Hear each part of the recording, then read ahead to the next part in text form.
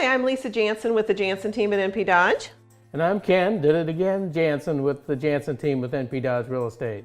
And we're here with Senior Loan Officer Joe Iaccheri with Regent Financial Group from Omaha, Nebraska. One of the things that we want to talk about today that is very important is why would you want to get pre-approved so that you can be a pre-approved buyer, and why would you want to do it before you start looking at homes? You know, Ken, that's one of the most common questions that we get from agents and new buyers alike. The first thing that we can tell you is that there are often unseen or unplanned for obstacles awaiting a buyer, things that might be landmines in their credit. These are things we can discover and often navigate through over a 5 to 10 minute phone call.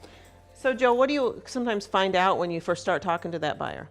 One of the first things that we're going to look at is the borrower's ability to meet their financial obligations, including the mortgage payment and, of course, their credit history and credit strength. In that first credit report and credit analysis, we may find some obstacles that we need to get around. We at Regent Financial Group are trained in the FICO scoring system. We can easily spot things that a borrower can get around, or some things that might take a little bit longer for them to get around. Again, a 5 to 10 minute phone call is about all we need to discover those. It's an important first step.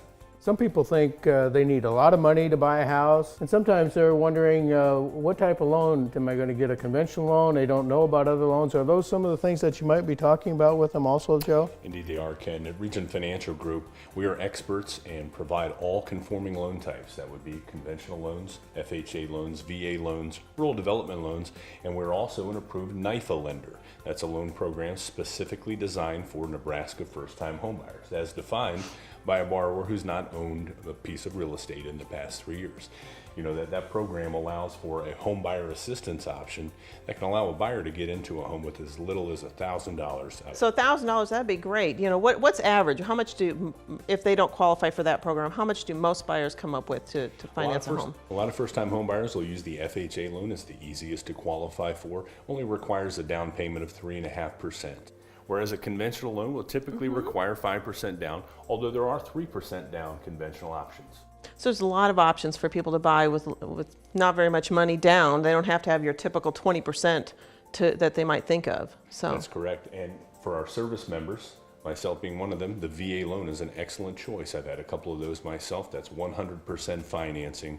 You don't need to be a first-time home buyer for that. You can have used the VA home loan before. That's awesome. Reach out to the Jansen Team. We want to be your agent of choice. We're excited to work with you.